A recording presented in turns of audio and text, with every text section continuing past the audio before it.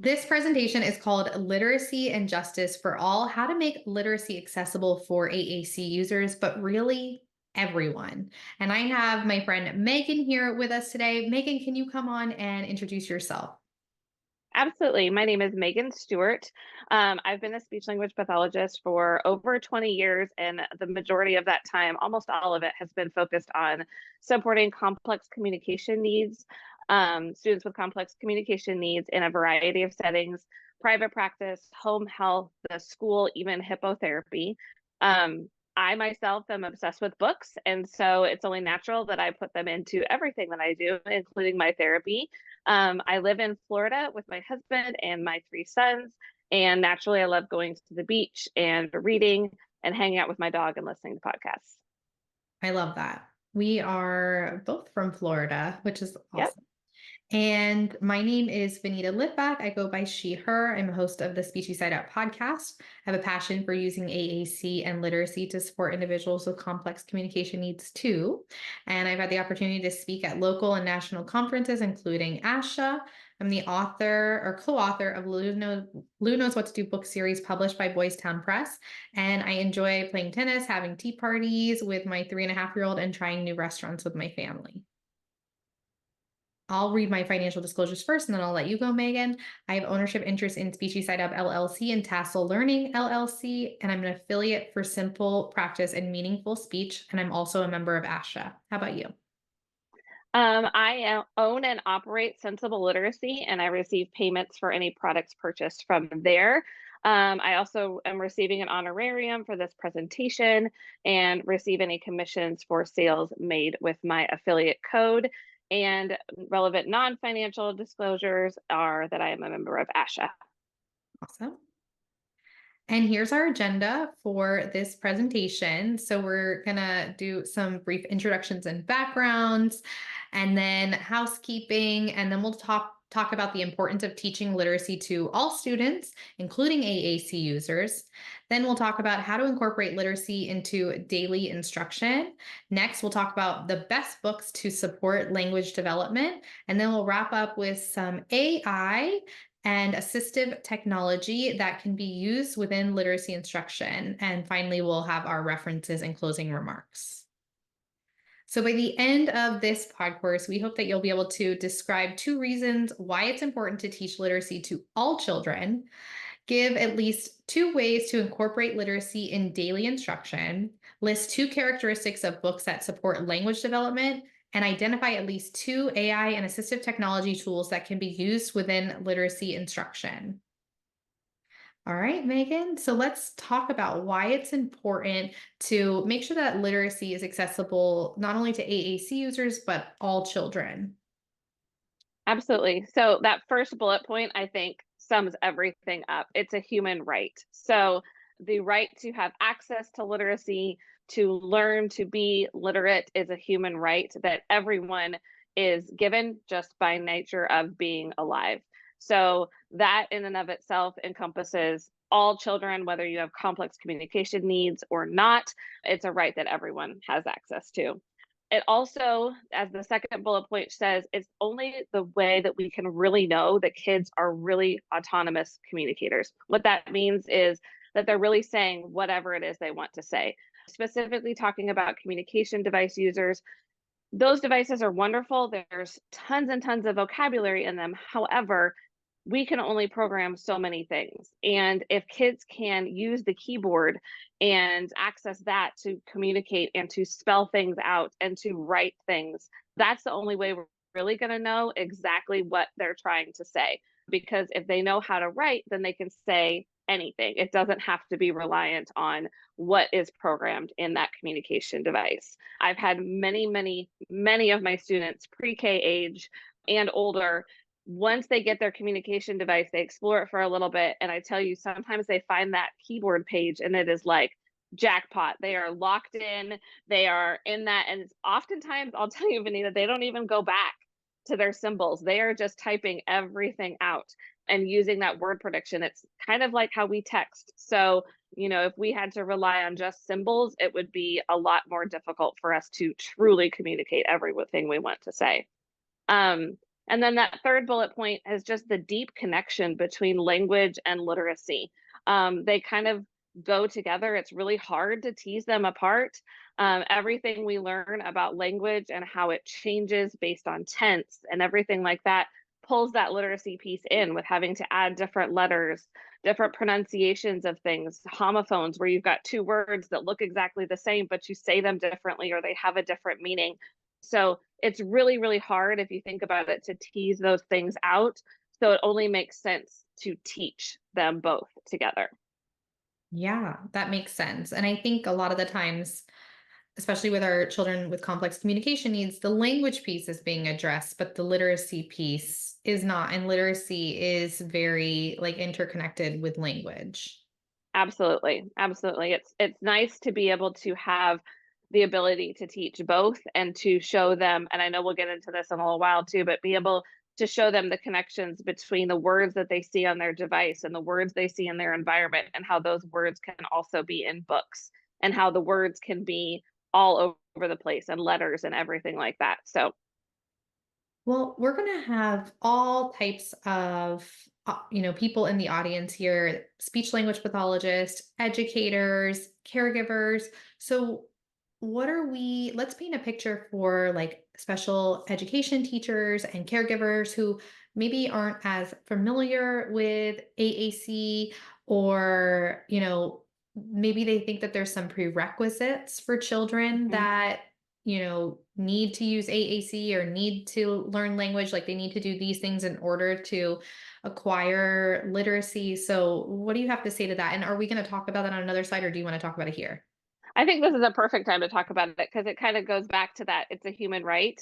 Um, there really are no prerequisites. I can't say there are no prerequisites for AAC and learning that and providing access to it.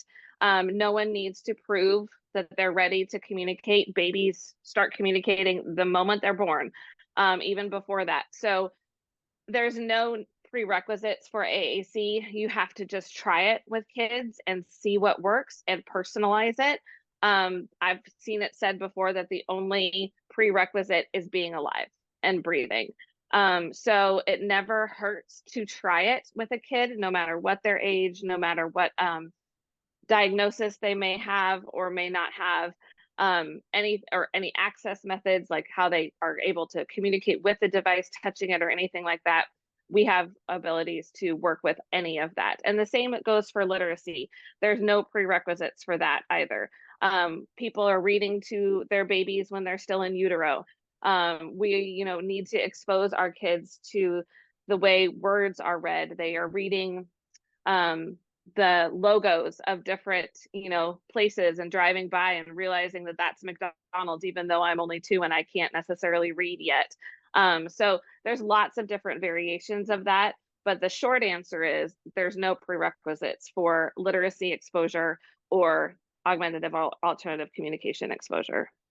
Yeah. And then taking that literacy exposure a step forward, because we're going to hear from a lot of speakers today that literacy, reading and writing is not natural and Hmm. exposure is not enough. You need structured linguistic literacy instruction. So those like sounds and writing and spelling need to be explicitly taught. So that's what you're going to be sharing with us today, is like how that can be done with children that even have complex communication needs, or even motoric challenges. Absolutely. Absolutely. Okay, awesome. All right, so let's move on. So how do you recommend incorporating literacy in daily instruction? There are so many different ways, but we highlighted 4 here that were first to come to top of mind. This first one is something you just mentioned, Vanita, was having a variety of literacy opportunities available. So you have those structured tasks where you're working specifically on letter identification, sound identification, spelling, those things, but also just having it within your natural environment. If anyone's a list maker like I am, either a digital list or a paper list. having those writing opportunities available. So having paper out, different writing utensils. And this can be in the home. This can also be in your classrooms, especially for if you are working in a center-based classroom, specifically, I think to pre-K, that's where the majority of my classroom experience is. But it could be anywhere. In a kitchen, you could have a list for making grocery lists. You could have a car list in the transportation center, anything like that, as well as having different books. And literacy material doesn't have to be books. We read lots of things, right? We read ads, we read magazines, we read our the ads for the different stores and things like that. So those are all things that can be incorporated in that variety of literacy opportunities. But yes, incorporating the reading and the writing piece and giving them the freedom to interact with those and really explore them, and practice all of that writing. Going on a letter hunt in your environment is something that is super fun, whether again it's a structured activity where you have, for instance, maybe each kiddo gets a clipboard or you have a group clipboard and you have all of the different letters of the alphabet and you go around and you see what you can find in your neighborhood or in your classroom or on your school campus, or in your private practice setting, wherever you might be. And then finding not only letters, but I also am I've seen a lot of things. I've been looking around lately, that trees, might shape like a V, and you can see those and point those things out, just to kind of get them thinking in that literacy lens, that literacy frame of mind. There are things on like curbs or on street signs and things like that that you can point out. So going on those letter hunts, and then you can pull in the sounds with that too. When you find the letter, you can talk about the sound that it represents and all of that fun stuff. And that plays into playing silly sounds and word games. Some of you might be thinking, well, that will only work with your littles, but I promise you it'll work with older kids too. You just have to be a little bit different in your thinking of it. I have two 18-year-olds and a 16-year-old, and I still hear them doing silly things with words and sounds.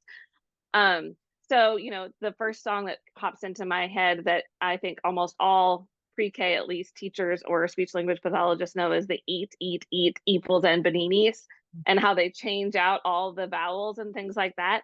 You can adapt those to lots of different things. So then they hear the different way. If you add a different sound, it changes things. Rhyming games, things like that.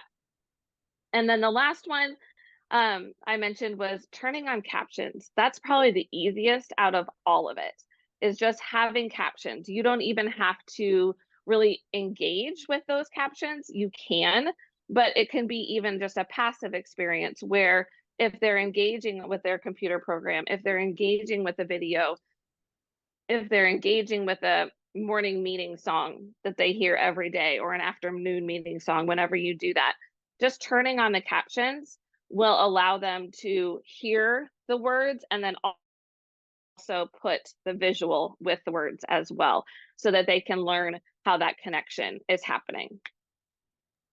I love those ideas. And what does this look like maybe on an AAC device? And I know we didn't like spell out AAC, so do you want to briefly share what AAC is and what this might look like with someone that has a device?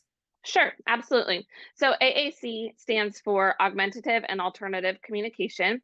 It's basically a variety of different ways that we can provide those students who don't have any verbal speech at the time or have limited verbal speech of the time and just need a little bit of a bridge, to have access to a variety of vocabulary that they may not be able to say verbally at this time. So there's light tech, which is paper-based typically. You can think of it as like a core vocabulary board with a bunch of pictures on it, and some labels for those pictures. There's mid-tech devices where you take the paper-based and you put it into a device, sometimes called a Go Talk or something like that, and then you record with your voice or someone else's voice. You voice it for them.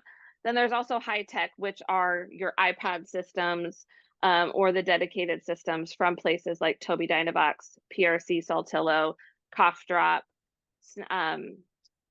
grid, lots of different places like that. So there's that whole gamut, and some kids can use one, some kids can use all different kinds of that. Um, the way that these things would look would be pretty similar. It's just more of the responses that you would be getting from your students may not be a verbal response. Um, so going on a letter hunt, you could still call out, what letters they see. They could access that on their keyboard if they have a high-tech device, or if you had some mid-tech or low-tech system set up that had access to a full keyboard, which is very important, by the way, a little side note for that. For a device to be considered, or an AAC system, in my mind, to be considered robust, it must have access to the full alphabet, because otherwise they're kind of locked into just those things. So even a paper-based light tech core vocabulary board, just flipping over and having a keyboard, just a printout of a keyboard on the back of it. So they can have access to all of those letters. So the responses might look a little different. You might have to, if it's not high tech, meaning it doesn't have that verbal output, you might have to be a little bit more vigilant in your, specifically asking students or looking at what they're pointing to so that you don't miss their communication opportunity. Playing a silly sound in word games, you can also do that with their device and type in and model either on a different communication device or on theirs, modeling the different letters that you're using to make those silly sounds and those silly words, or writing it on a whiteboard or your smart board, however you have it. Turning on captions would be the same. And having a variety of literacy opportunities available would pretty much be the same, but you would be engaging in them maybe a little bit more hands-on and teaching the students exactly how to engage with those. And then also, maybe modeling some of the words and showing them how this word is here. For instance, car. If you're looking at a car magazine, then this could be car, and you could show them where car is on their device, or go to their keyboard on their device, whether high tech, low tech, or mid tech, and type in the letter CAR and show them how those can match. Awesome. Thank you for sharing that. Mhm. I feel like that will help people who, support individuals that use AAC or support AAC users in giving them some ideas of like what that actually looks like with their device. So let's talk about your favorite types of books, like what characteristics they have and how that supports language development. Absolutely. I don't know if you can see, it's kind of blurred out in my background back here, but my bookshelves full of books, and those are just kids' books. They're really all just books. But so I am a book nerd, a book lover.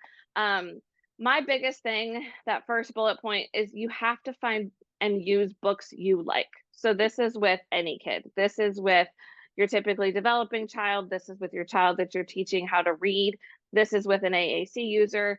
And the reason I find that so important is because if it's a book you like, you're going to be more passionate about it. You're going to be excited to read it. And that's going to come through in the way that you're sharing the book with the student. If you're reading a book that you don't really like, you're probably going to be less animated. Your body language might be a little bit more, you might not be as interested in engaging with it. But if it's a book you like, you're going to be anticipating the funny parts. You're going to be anticipating the fun actions and sounds you can make, which is then just going to be contagious for your kids. So a book that you like is my number one. And then books with engaging illustrations. This might sound weird coming from a book nerd, self-proclaimed book nerd like myself, but in kids' books in particular, I don't care so much about the text. It can be important sometimes, but the illustrations are really what's going to help bring that kiddo in, and can often make or break a book. I find that if I do nothing else with a book, if I completely ignore the text and I just talk about the pictures with them, sometimes I'll even get more language from them, whether they're an AAC user or not. I might get, more verbal play, like a vocal play type of a thing, or they might go to their device or their core board and look at touch, see, or want, or like, or something like that to talk about those illustrations. And then also, if the illustrations are engaging enough, that's a way you can use what we talk about a lot in AAC is called descriptive teaching, where we may not use specific vocabulary like dinosaur or volcano or something like that, but we might talk around it and describe it, hence the descriptive. So we would talk more about like what it looks like, what you do around it, what it feels like, pulling in those senses and describing it. And oftentimes, if your illustrations are engaging, that makes it easier to do that too. And then you can build those connections as well. Um, Highlighting core vocabulary. Again, I just said that the text doesn't matter, and I still believe that. But if it has extra vocabulary that's core vocabulary, which is pretty easy to do, that's a bonus. Because then usually if it's a verb, you can act that verb out. So, or you can have an action that shows up or down or in, and show them kind of those and make that more multisensory and more engaging and that helps build those connections as well. And obviously, if it's an AAC user, those are easy words to highlight on their AAC system because they're usually front and center on that first page of the system. Books with repetitive lines or text, again, not a make or break, but something that often helps build that engagement because it gives those kids a sense of confidence when they're those early readers, regardless of whether they're AAC users or just early readers, they can predict what is coming next. So, like Brown Bear, if you give a mouse a cookie, Good Night Moon, Very Hungry Caterpillar, those types of books. So when you think about the repetitive line where it keeps coming up and you can kind of see like, but he was still hungry, then they start thinking that. And then they think that they're reading. And that gives them that confidence to say, oh, this isn't intimidating. I can do this. And with AAC users, you could even program that in their device or a part of it, or show them where one of the words are or multiple, depending on their level of engagement at that time, so that they can feel like they're reading the book with you. And then sometimes that's even a way that they start requesting that book with a repetitive line. They might ask for, but he was still hungry. Mhm. Maybe if they're a Gestalt language processor too, which I know we're not talking a whole lot about that today, but if they're learning words in or learning language in chunks, then maybe they'll start asking for things with those repetitive lines. So lots of different options to look at, but number one is it's got to be something you like. Yeah, I love that. So everyone like watching this, I'd love for you to comment or put in the chat like your favorite book so we can get Yes. an idea. I love like every Eric Carle book. Those are definitely like my go-tos. Yes, yes, and Elephant and Piggy, I love Elephant and Piggy. Those are super fun and engaging for kids too, and often very good at teaching social skills types of things too. So, I actually don't know that I have read an Elephant and Piggy book, but I should get oh, some for my daughter who's actually at Barnes and Noble right now. oh yes, you Make a should. They're great. suggestion. But this surprises me that it says books that you like versus books that the child like. Can you expand on that a little bit? Yeah, absolutely. I think that, books that they like, absolutely. And that's a good point, and I'm glad you brought that up because I did highlight books that you like because if you're just stuck and you don't have maybe a kid that is showing any engagement or any interest in reading, they're just like, "Nah, it's not for me." Then to try and get them engaged, maybe they don't have one that they like yet. They're not there. They're just not feeling that reader vibe yet, then pulling in books that you like and showing them that it could be fun, will help with that. Now, if you've got a kid that is in it and loves to read and wants to read, the same book over and over again or 12 different books, I wholeheartedly roll with that. I probably still have Goodnight Moon memorized from when my kids were 2. So we read that over and over and over and over again. And that's another term of repetition with variety. Like we might get bored of it, and we as the adults are probably going to get bored of the book faster than the kids. But you have to remember that they're not getting bored. So you helping them read it over and over and over again is helping them learn the storyline, learn what those words are, and then you can read it in different ways and highlight different things within the book too. So I think that they're equally important, books you like and books that the child that you're working with likes.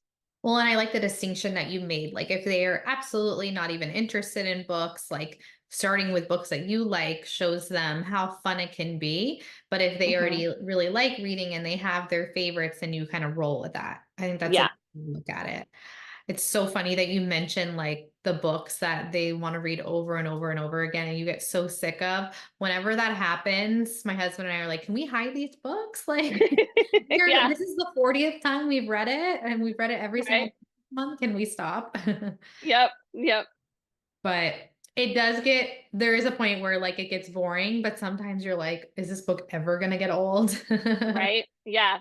I remember once we went on a trip when my kids were little and they were still in that Goodnight Moon phase and we forgot Goodnight Moon. Oh no. And but I had it memorized. So I just read it from memory to them to get them to go to sleep. But yes, those are definitely the books that you will remember forever. Awesome. All right. So this is going to be a big chunk, I think, of the presentation today. We'll even show some of these and what they look like. We can do some demos, but I'll let you like go through each first and then I'll bring them up on my screen. So Okay, um, cool. this is something we get a lot of questions about, like what uh, artificial intelligence or AI or assistive technology tools to consider. And I guess maybe break down like what AI and what assistive technology is, how they're different, and then we can get into the tools. Does that sound good? Yeah, Okay. absolutely. I also want to highlight that this is still an area that I'm still continually learning about, and I think all of us are. As AI continues to develop and grow in assistive technology, they're such fluid fields that it's not, I don't feel like you're ever done learning. That's true. So I would be very interested as well, just like we wanted you guys to talk about the different books that you like. If you are know of anything else, please put that in the chat because I'll be pulling out those too. Um, because I'm always wanting to learn more about this stuff. So AI, artificial intelligence, and Benita, you can help me with this if I misspeak or miss anything, but it's more of like you put in a framework of things. I'm thinking of like Chat GPT and Yeah. things like that, and like Google. You put in like a framework, like a starting point, and then it pulls in extra things and helps you refine it and helps you think, be like an extra brain for you almost. And it starts thinking of different ways that you can use that same information and use that throughout your teaching or your day or your writing or anything like that. Helps with that brainstorming piece. Yeah. Anything else you wanted to add to that, Benita? No, and I just think it's like you said, it's changing so much that like what Yeah. AI looks like on ChatGPT looks totally different for like an educational AI website or an AI website that's made for lesson planning, let's say. Right. But Yeah. I think of it as like a Google 3.0, like Yeah. you want to get information or you want it to make something for you, like specifically in writing, and Hmm. that can happen. I think Yeah. it just Absolutely. helps speed up things. Like I'll use AI personally to like respond to emails faster or like look at grammar and maybe reword something that I've started. That's currently what I'm using it for, but I know you can use it for like writing goals, writing Hmm. assessments, filling out like soap notes after a Yes. therapy session. Yeah. Absolutely. Absolutely. It definitely makes it helps you work smarter. Yeah. I think a lot of times, absolutely. And a couple of those things in that first square kind of talk about that. But assistive technology, how that differs. Assistive technology can look a lot of different ways. Like and some of the things in part or the D square there can be very, very simple. So they're just ways to assist people to have access to their environment and to all of the different things within that environment. Some of it can be light tech all the way up to high tech again, kind of like that AAC piece, but it also just touches on all sorts of different areas of your life and your day. So A on this slide kind of talks about some of the AI and assistive technology things. Canva has come so far with their AI. I feel like every time I open up Canva or I open up Instagram, it's like a new Canva hack, Yeah. which I absolutely love. One that I just saw that Sarah Gregory just reposted in her stories, so I immediately went to go find it. Evidently in Canva, there is a way to create like your own flip book. Like you create the book, and then it's one of the, I don't know if it's labeled as AI tools. I think it's actually one of the share options on the side. And it's like and then you have your illustrations and it's set up like a book, and you put it in that format. And when you click on each page, it like turns the page and it makes the sound. So it looks like you're reading a book virtually, which is really cool. Canva also has a really cool AI tool that, like what Vanita was saying, that you can, they call it their magic write, and you can type something in and it makes an image out of like whatever you type in. So, and like there are no rules. I feel like I've heard people write in like purple cat riding a unicorn, and then like an image pops up of like a purple cat riding a unicorn. So that in and of itself, I mean, to me that's motivating. So I can't imagine for a kiddo that's learning to write and to talk about things, to put what they had in their writing into something like Canva, into that magic write, and to be able to pull things up, I think would be really motivating for them to see their thoughts come out of their brain into their writing and into a picture. Um, Yeah. I'm just thinking my daughters would have something to do with poop right now. yeah. Right now, it's like watermelon poop. Like that is the phase we're in right now. Yeah, and I'm sure Canva could probably come up with a Yeah, picture for her. that's great. Yeah. The reading coach, this was something new that I just found. It's a Microsoft, I don't think they're called extensions with Microsoft, but it's a Microsoft application that, along with Copilot, that can help with specifically reading as reading coach, but helping you read different text and helping you pick out words. Like if you have a word that you're stuck on, you can have it read out to you. It highlights the text as you read it along, and things like that. Copilot is another way. It's kind of like a Siri or an AI tool for Microsoft, where I think it's kind of like their Chat GPT, where you can type things in and it kind of pops it up for you, and helps you work a little bit smarter, or works a little bit smarter, not harder. Um, and then Tar Heel Reader, which is in transition to become Monarch Reader, but right now it's still Tar Heel Reader, excuse me. Um, that's a really fun way as well to help your students create books. So, and to pull books that, if you're trying to get a kid interested in reading, that's a really fun thing to look at. There are like so many different books that have been created and that you can create on Tar Heel Reader. It's from the people out of University of North Carolina at Chapel Hill, who are huge in the literacy and disability space. Um, but there are things for like hot guy ABCs. So if you're thinking of like older students that really need to maybe still work on their ABCs, but you need to have some age respectful materials for them. But you could write a book about your recent trip to the water park, or your airplane trip, or look for social stories. Lots of different things are on that one. Yeah, Um, maybe we can show that one. yeah, Can absolutely. Then within the second square, there's text to speech. So these are more, that's more for those with vision impairments, that it kind of reads over the text and it reads it out loud for you. Um, and then I also have some other ones of that as well. But the Bookshare, another way of reading books aloud, if students have, aren't able to read yet, and you want to have them in an independent reading center, that's something that you can pull up and it will read it aloud to them, so they could have headphones on and they could be processing it. Or if they are able to read, but maybe they're struggling with certain types of text or something like that, then hearing it while they're reading it might take some of that load and that pressure off of them, and help with that comprehension piece. Um, Chrome Read and Write is a great way to add an extension to your Chrome that will help with that comprehension piece, writing, grammar, things like that. And then Learning Ally as well. Um, And then C is more of those assistive technology. So A and B were more of kind of that AI, more of that computer-based interface type of things. And then C and D, I went more into assistive technology. So more of that mid-tech, low-tech, some high-tech as well, like screen readers.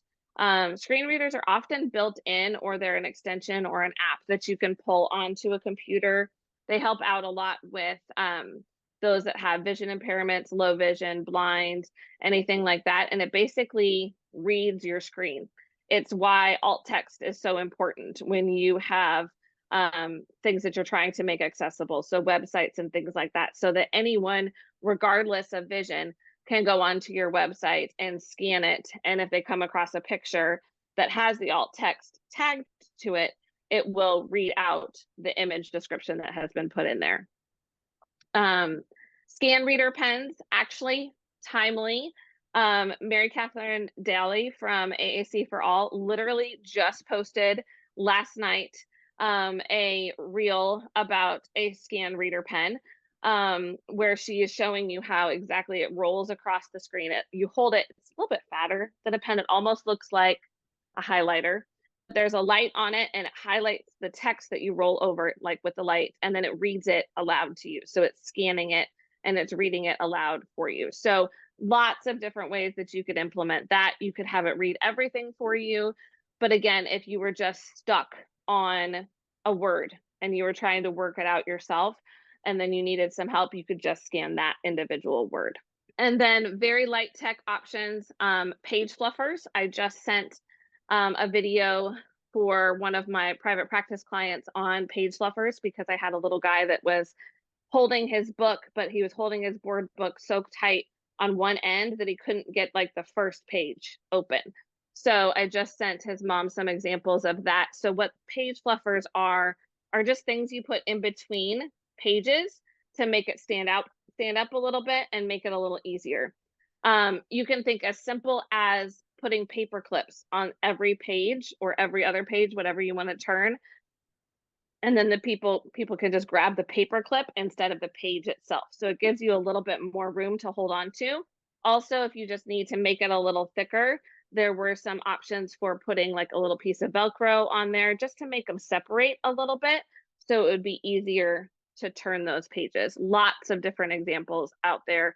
Binder clips, putting those in between pages to help turn the pages, popsicle sticks, lots of different things for that. Colored overlays or reading rulers is another way. So covered overlays is, there's different ways to look at it, but a simple example is a different colored of like even a file folder would work, but it's almost like a page protector that you could slide your paper into, that would make it like blue. So you would see blue as the background with blue and then black text, or however you wanted it to look, to make that color contrast a little bit more, for people to be able to help with their reading. And then reading rulers are really helpful for if your students have any difficulty with making sure they're staying on that specific line of text, when there's a big chunk of text. Basically, they do make commercial ones, but you can just take a piece of construction paper and like cut out the middle of it, and then it can be the size of that line of text, and it can just glide along. You can also put some of those overlays over that as well.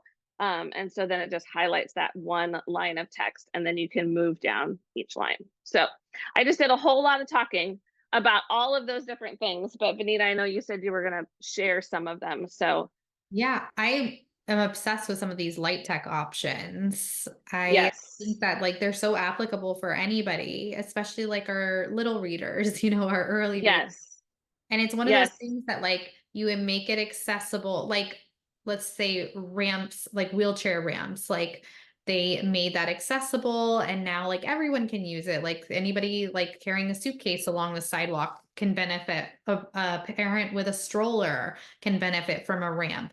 So I feel like even these light tech options for using, like for reading, are really beneficial and could benefit everybody, Mm-hmm. like not just Yeah. that use AAC.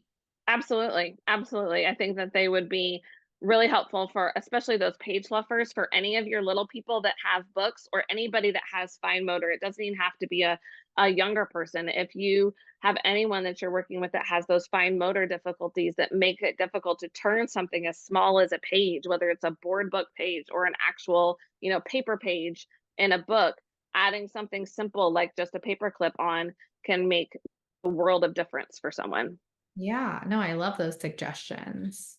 All right, so let's take a look at Tar Heel Reader for anybody that hasn't seen it before. Yeah, so this is a great website. Again, it's out of those gurus at the University of North Carolina, Chapel Hill, hence the name Tar Heel Reader. You'll see, like I did say, they are transitioning to join Building Wings, which is another wonderful literacy group, especially for those of you working with complex communicators. I encourage you to check out their amazing stuff. But everything is supposed to remain the same. It's a completely free site for reading the books as well as creating your own. So it will be rebranded as Monarch Reader. I'm hoping that the redirect will still work, but regardless, it's Tar Heel Reader for now. This also does say you can use it as is, but I do want to call attention to anyone that might be looking for things for their readers or potential readers with different access needs, meaning they can't maybe touch the screen or use a mouse. They might be using switches or eye gaze. These books will actually work for that as well. So that's nice. And they have a link there on the website where you can learn more about how to access those. So just a little side note on that. But as you can see, this is the homepage that Vanita is on. You have the option to either find a book or write a book. So you can do either of those, like I mentioned. Vanita, if you want to check out Find a Book, we can kind of look. So there's different ways for you to sort those, but they do come up just kind of as well. And they've got their title, the author who wrote it. So I will caveat this, as I caveat any book with, if you find a book anywhere, whether it's a trade book or a book here, read it first before you read it with your students or your kids, just to make sure that the content is right and it's appropriate for your students. So that's my little caveat. So you can see that there are like tons and tons of different books about pandas and hippos and puppies and cleaning and all sorts of things that you can look at, like Fat Cat, Rat, and Bat is surely about rhyming. So, yep, and you can read through it. And I think, Benita, can you click on some of that text? Because I feel like I think some of it might be, maybe not this one. I think that some of them do have it set up so it will read it to you as well. They might have to have a speaker up in the upper hand corner. But you can see that these are just some images that they brought in from Google or anywhere like that. And then you can rate the book. That's how they get the stars. You can read another book or read it again. Um, there's also all the different filters up there. So you can search by topic, you can search by keyword if you've got something specific you were thinking of, and then rated. Yep. So that's another way to kind of make sure that you're getting stuff that's appropriate for your kids. And then there's also all the different languages. I love that. That it has like different Yeah. as well. Yep. Oh, cool. I know one of So, our speakers is going to be talking about Pokemon quite a bit. So if there yes. any Pokemon lovers, then I mean, the best thing about Tar Heel Reader is it's just making books with your students that they created themselves. Like you can do this, Yeah. print it out, but you could do it on here as well. And then if the AAC user has alternative access needs, let's say they have need to use eye gaze or head pointing, this could be like on the computer next to them or on a device, on their device. Absolutely. Absolutely.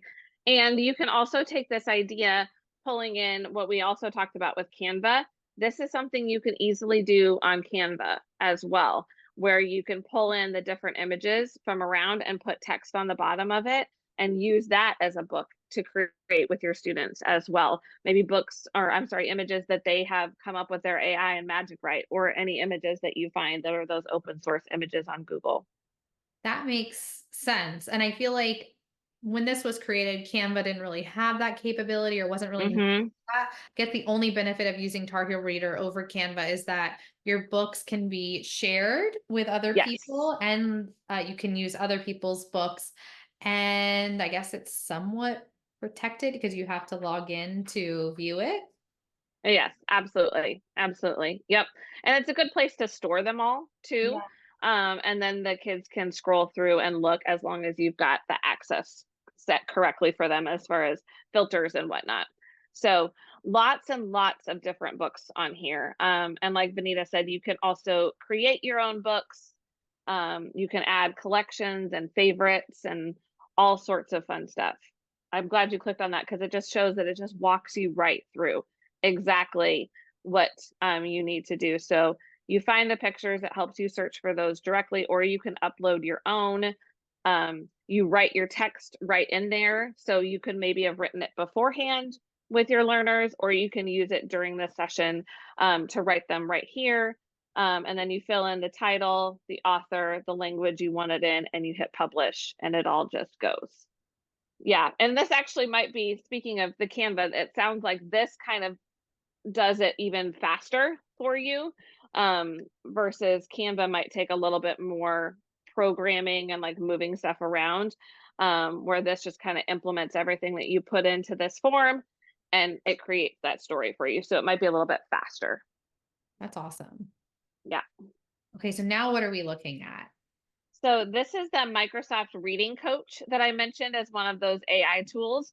So when you first pull it up, this is the web app version. And then we can just explore, but it's got your reading rewards. So it's kind of got that gamify aspect to it, which everybody loves, helps keep you motivated. But it's got your different options where you can create your story using AI. So kind of like what we talked about with Canva and Tar Heel Reader. But it shows you can pick the main character. I love how they've got those little fun little images along with the text. And then you get to choose your location and then different reading levels. So you could kind of really personalize it depending upon what your students. And I like that you could use this. So maybe you could have the same content, but just as they grow, the story gets more complex. So it gives you access to your microphone so it can help with your reading as well. So it listens to you. And then it listens to you read it aloud. I guess I need to like read in order for it to give me It would, yeah, reward, it right? would, because it would listen to you read it and then it gives you feedback after the fact. Okay.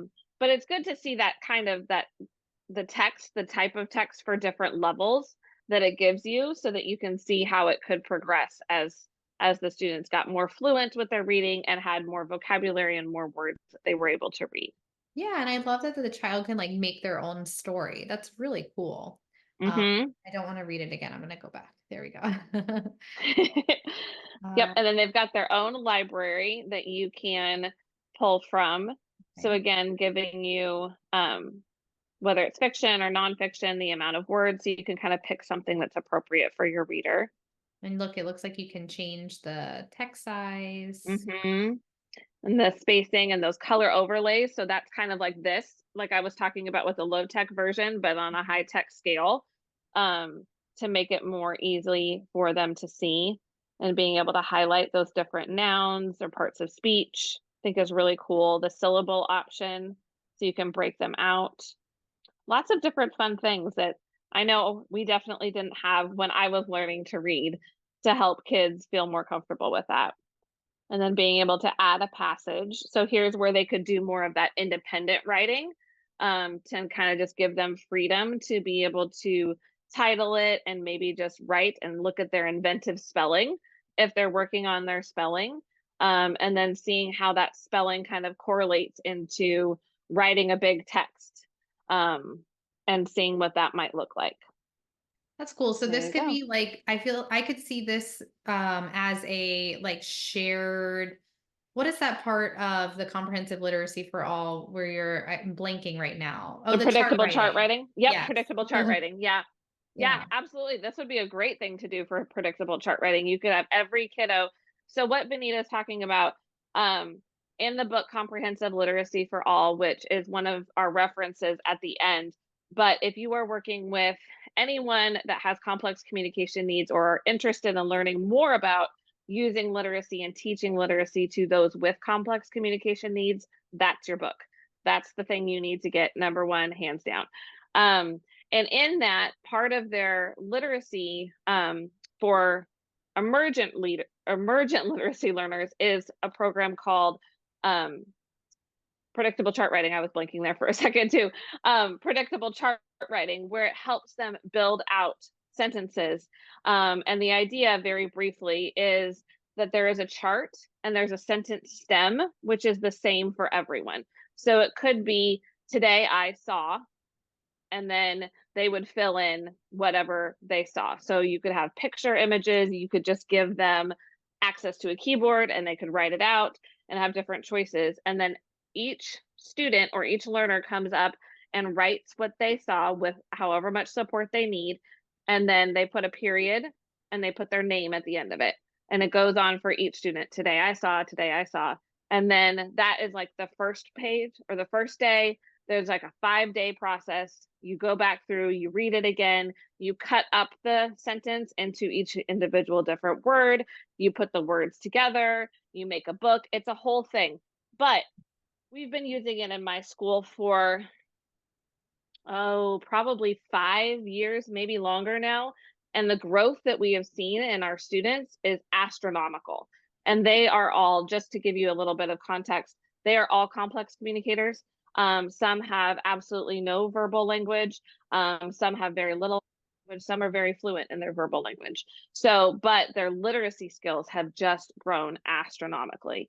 So I think you're absolutely right, Benita, that this is kind of like a high-tech version of it, that you could use this to write out the sentence stem and then have the students have access to the keyboard or the smarts board or whatever to fill in their end of it, and then help working with those little magic tools that they've got to talk about the different parts of speech, the different words, and highlight each word to kind of show them and have a reference for them. So I think that would be a great idea for this.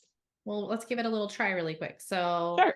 today I saw, you fill in your blank and then I'll do mine.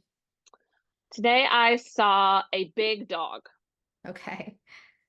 A big dog. My Okay. best friend brought her mastiff to school today. He is very Oh, big. wow. And iguana. I was just showing Megan my iguanas outside of my window that are watching me as I'm doing this interview. All right, so we have the stem here today I saw for both of Hmm. us. So like in a classroom setting, you might have like 20 today I saw, and then everybody would be filling in their ending, right? Right. Hmm. Yep. And then they could read it as a class together. I guess the person that wrote it would read theirs, but maybe there's benefit in having people read each other's as well. Yeah, absolutely. Absolutely. So that you can work on different words that you might not be as familiar with. Yeah, and I like you can make it bigger for the classroom to see on like the smart board. I love your Hmm. idea of like highlighting the different parts of speech because that's kind of what you do with chart writing sometimes too. Yeah, absolutely. That's awesome. Absolutely. And I love the spacing between it too, because oftentimes if you were to do this in like a Word document, yes, you could do that spacing and play around with it, but I love how that's just kind of built in. So you have that option to have that extra space between it. Yeah, and I think that like the kids could have fun picking the colors. It just makes Hmm. like structured literacy instruction is structured, but it can still be fun in like some of these like subtle ways. Right, right. And you're still giving them that sense of power and ownership over it, which again just helps with that motivation piece. Because if we think we're just being taught to instead of taught with, I think that that really helps build that engagement and that want to do it. Yeah, absolutely. I love this. Thank you for showing us this. Yeah, absolutely. And I found my comprehensive literacy for all book that Megan was referencing. So here's what it looks like. We'll do a giveaway. This will be one of our giveaway prizes. We have some really good book recommendations from all of the speakers, so we'll add that to the list as well. That's But an you have awesome some giveaway. examples here of some of the tools that you talked about in the last slide. So can you talk a little bit more about them? Sure, absolutely. So the one with the popsicle sticks, that's a really good example of those page fluffers. So it looks like that one also has the numbers on it, so you can incorporate some number literacy with that. But that's a really good idea that you can just put those on. If you don't want to like glue them onto a book, I've seen some people use that Eileen's Tacket, which is this like wonderful magical glue that doesn't ever like it doesn't lose its stick. You can use it over and over again. You can use it as like a Velcro replacement. It's fantastic. You could Velcro them. You could use some of that little blue poster putty. I even think that you could find like larger Post-it notes and cut them down and maybe use those to secure it on there. So lots of different options if you don't want to like, yep, perfect. If you don't want to glue them on to the book. But I think that that's a great little way to have those extra little page turners for anyone that has those fine motor differences. The option in the middle, this was something that it's like a lighter tech. Well, it's not really lighter tech, but it's a younger version of that C pen that's sitting next to it on the slide. So this is a Leapfrog reading pen. I actually had this for my boys when they were younger. And it's you use it with the Leapfrog books, and you literally can glide the pen across every word and it reads it aloud for them. Again, just like the other ones that I was mentioning, you can also just read it over certain ones. Any words that you might be having difficulty with if you're working towards that independence. And then some of those words will then just be read out to you as you highlight just those specific words. And I know that Leapfrog has a large variety of versions from that pen also to the ones for very early readers that they can kind of hold with the palm, their whole palmer grasp, that kind of look almost like a dot, but then also like then to those older and older pens. So you can kind of just grow with them. A great way to foster that independent reading for your learners. The extra grown-up version of that is that C pen. That's the one that I was mentioning in the original slide where we talked about the different examples of AI and assistive technology. That's one that you can kind of see at the bottom there. It's got that little highlight, that indentation. That's where the light comes out. So it's got a clear enough section that as you're moving across, it's not like when you're highlighting and you're covering it up and you can't really see what you're initially highlighting. That little clear section lets you see all of the letters, all of the text as you're gliding across. So it makes it really easy to make that connection between what you're hearing the pen read to you and what you're seeing on the page. And it's got all of the different settings on there, and the record and the stop and things like that. So you can have it read to you. So cool. Yeah, I remember we gave a lot of those out when I was working as an assistive technology specialist. Not a lot, Yeah. but I worked at the middle school level, so that's when we saw a lot of referrals for those C reader pens. Yep, and it's nice because I think you can plug headphones into it too, or Mhm. have it be Bluetooth. So then, it's kind of, especially when you're talking about middle schoolers and high schoolers, they don't necessarily want to be different. So it can kind of be discreet enough that they can use that and still get that auditory feedback that they might be needing, without it reading aloud, and then everybody knows that they have to use something to help them. So I think that's a really nice piece for it too. That's true. Yeah, great point. All right, so here are your references and resources. You want to talk about any of these specifically? I would say the only one that we didn't, there's two of the resources that I threw in there that we didn't pull up specifically, but that we talked about kind of inadvertently. But the bottom two, that is the University of North Carolina specifically to their learning disabilities, literacy disabilities, excuse me, website. So that's like the homepage where you can learn about all of the stuff that they're doing. It's just amazing. Oh, and then I guess we didn't really talk specifically about Project Core. So Project Core, if you're specifically looking for literacy and AAC implementation for your complex communicators, this is a great free professional development for yourself, to help staff, to help parents, anything. So it goes all the way from the overview through core vocabulary, why you should use it, how to use it, and there's also modules in there for shared reading and shared writing. And so it brings in that literacy piece too, because not only are they very big on the AAC part, they see the connection between that the literacy. And there's a whole one on that predictable chart writing that Benita and I were talking about. So if you really want to dive into that, that's a great module. And again, they're free and you get little certificates so you can use them for CEUs, or continuing education hours or monitoring hours or whatever. But lots of different options for you to check out there as well. And they're very easy to work through independently or present to a group if you're looking to do that as well. Um, so the other website, again, the University of North Carolina, Chapel Hill, that's their homepage. And then the last one is the National Joint Commission for People with Severe Disabilities, I think is what they call it. It's an ASHA subgroup, and it's run by Karen Erickson is part of it. Can't remember all of the other people that are part of it, but it really talks about how literacy is a human right, communication is a human right, and it really delves deep into that. There's lots of research referenced there that you can look at if you need help supporting your goal to really incorporate more literacy with those with complex communication needs, or showing that it's really something we need to invest our time in. That's a really good resource for you to have as well to be able to pull information from. Awesome. Oh, this has been so great, Megan. Where can everybody find and connect with you? Absolutely. So I am on Instagram and Facebook, TikTok, all at Sensible Literacy. My email is listed there. It's just hello at Sensible Literacy. No, I did not spell it wrong. I spelled it differently, but there's a reason behind it. It's sense, like your senses. So SENSE, and then ABLE, because everyone is able to be able to learn literacy. So the little play on words with that. And then my website is also listed there, which will direct you back to everything and allow you to connect with me there as well. Amazing. And there's our contact information as well. Thank you so much, Megan. This has been a Absolutely. pleasure as always.